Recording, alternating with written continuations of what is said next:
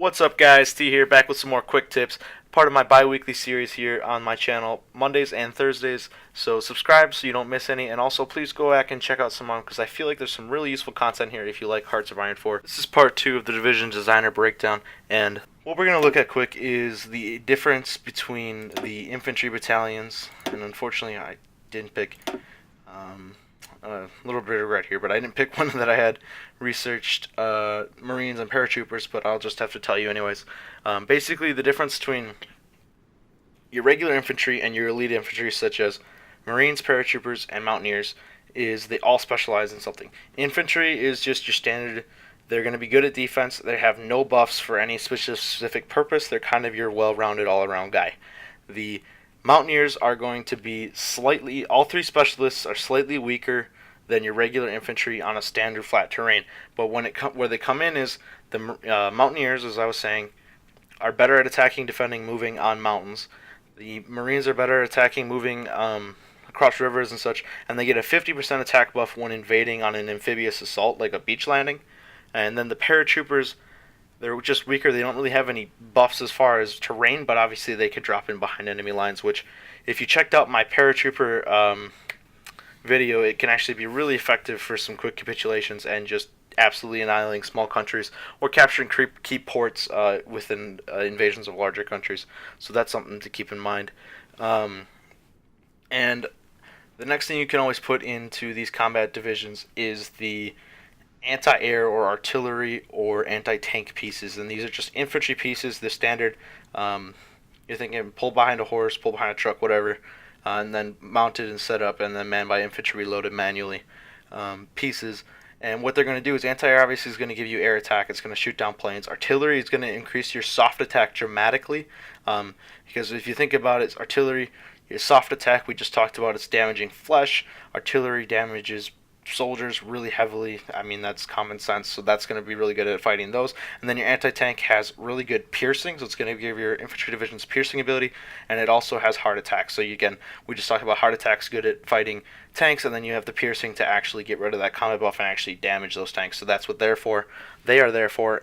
So those are what is useful for that. We're going to go into the next category now, and we're going to go into the mobilized infantry battalions.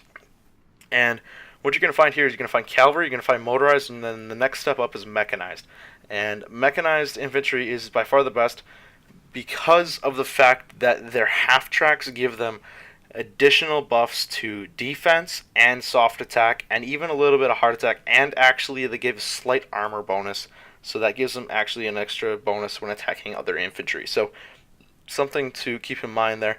The downside is when you research early mechanized infantry, the speed of it is actually quite a bit lower than the motorized infantry. So the motorized infantry trucks moved at 12 kilometers per hour, whereas the first mechanized infantry only moves at 8. Then when you go to second tier, you go to 10 kilometers, and then the final tier, tier 3 in the 1944 variant, is the backup to the 12 kilometer an hour variant. So that's when you get back to that speed. So if speed's your kind of option, that's just something to keep in mind. Calvary is interesting. I tend not to play around with Calvary too much just because of the fact that I find they have such a hard time fighting in varied terrains. Like, let's see if I can show this to you. So they lose combat attack in forests. They lose combat attack in hills. They lose combat attack in mountains, and they're slower in mountains. They move combat attack in urban. They lose combat attack. So they just lose all this fighting ability. Yeah, they move a lot faster than regular infantry, but to me, I'd rather have them fight stronger than when they get there than rush them there. But that's up to you. Just something to be aware of. The next thing I'd like to show you then is obviously moving into the armored battalions. And with this, your basic armor is going to be your light tanks, your medium tanks, and your heavy tanks. And the biggest difference between the three, especially, well, we'll start with the early stage models. The biggest difference between the three early game is that they are more armored and they move slower the heavier you get. The attack, hard attack, and soft attack usually is pretty similar, except usually the heavy tanks will have a little bit better piercing against armor as well. So again, speed amounts of armor and amounts of piercing, but the actual soft attack and hard attack is pretty much the same. So in early game, if I'm going to use tanks, I usually go with light tank because they're faster, and I just use them to have that slight enough armor bonus to be able to be resistant to infantry and get them up to break through and use breaking front lines. Whereas when you move further into the game and you start to see more anti-tank weapons around and more common on the battlefield, you want to move into those medium/heavy tanks, and also you're seeing enemy tanks more commonly, because they're going to have that increased durability with the increased armor, and they're also going to have the increased piercing and increased attack abilities. And you really see the attack abilities between the light tank and the medium/heavy tanks differ when you get to the higher models in those later years. So also the other bonus is when they get to the later stages, the heavy and medium tanks actually start to get faster, because I'm going to assume that's due to engine advancements, track advancements. They just tend to move a lot faster, so you kind of lose that one negative that they actually really did have. I mean, other than production cost, that's always something you got to look at. Heavy tanks obviously cost more to produce than medium tank. There's more material. Medium tank more than lights. That's just something to weigh out as well if you are a production weak country. The other variant of tanks is actually extremely important, and that's going to be your tank variants like SPGs, anti-tank, tank destroyers, and anti-air models. So what you're going to want to do with those is they're basically just armored variants of their infantry counterparts, but the huge thing that comes in here is they're always going to be stronger to their, like if it's the 1944 variant and the 1944 variant, the armored variant is always going to have more attack, more power than the non-armored variant. So, like, say the soft attack on the infantry towed one is 40, it's probably going to be like 70 on the armored one. That's just something to keep in mind. But obviously, the production is going to be usually it's about 3 to 4 times as much production to produce that equipment. So that's also something to keep in mind, because sometimes, well, it's nice to have that extra power. If you can't build it and you can't supply your troops, the extra power isn't going to do you any good. So that's something to keep an eye on as well. Not to mention, they also are going to have the ability to move a lot faster, especially if you build them on light take frames. So if you tie some SPGs, so like artillery tanks, with your motorized infantry, you're going to have that motorized artillery support, which is nice if you're looking for a fast movement kind of thing. That's something to keep in mind. And now let's, without further ado, go into the support companies. We kind of touched on this quick, so I'm just going to run right down the line, and I'm actually going to do this on the research screen. Engineer, it's for digging in. You get bonus entrenchment. You're basically getting a defensive buff for entrenching faster, and you're also going to entrench deeper. Recon company is the ability to spot and get reconnaissance, so you can take better choose better combat strategies in battle. Military police is used to suppress local resistance, so you get less sabotages from occupied territory. Engineers increases reliability of vehicles, and basically, so you're not having as many breakdowns, so you're not having to produce as many to replace those models. And then the field hospital is going to give you trickle back, which is going to give you manpower back in your man pool from casualties, and it's also going to keep your troops more experienced, so they're better fighters in the field.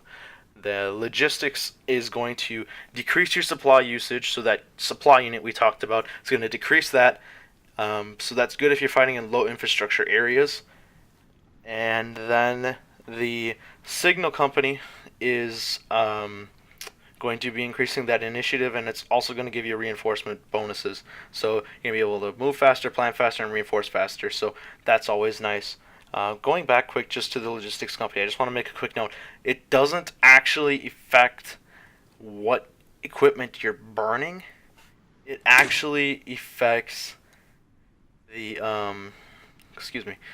it affects the supply unit. So that unit, when you need to supply based on the infrastructure count, that's what it affects, not actually how many units of equipment you're using. So that's just something to keep in mind. And the other nice thing, the logistics company also increases your hourly recovery rate, so that's actually really important, because remember we talked about keeping your divisions as organized as possible. The other three support companies are obviously your support artillery, support anti-tank, and support anti-air, And what I would recommend highly is never use those as support companies. If you want, except if you're using them with paratroopers, that's the only way. Because you cannot paradrop. Excuse me. I'm getting ahead of myself. The reason you don't want to is because always use the artillery, the anti-air, or the anti-tank actual combat company, because of the fact that you're going to want to keep these open to use these other support companies. They're way more valuable to you when you can always just put these artilleries already in here. So that's something you definitely want to do. Please, please, please, I implore you to always do that. Um, and then getting back to my point with the paratroopers, this cannot be paradropped like into the combat company, whereas this can. So if I want artillery with my paratroopers, I have to do it via the support company. That's just something to keep in mind. Um, and really, guys, I feel like this is getting kind of long, so I'm gonna wrap it up here. I kind of wanted to go in some of my personal favorites for division design. If you want to see that, please let me know in the comments section. Otherwise, like I said, I'm wrapping it up here. So I really appreciate you watching. If you liked this, if it helped you, if you want to see more, essentially, please leave a like, subscribe for more, because this is a weekly series, bi-weekly series that I'm doing on Mondays and Thursdays.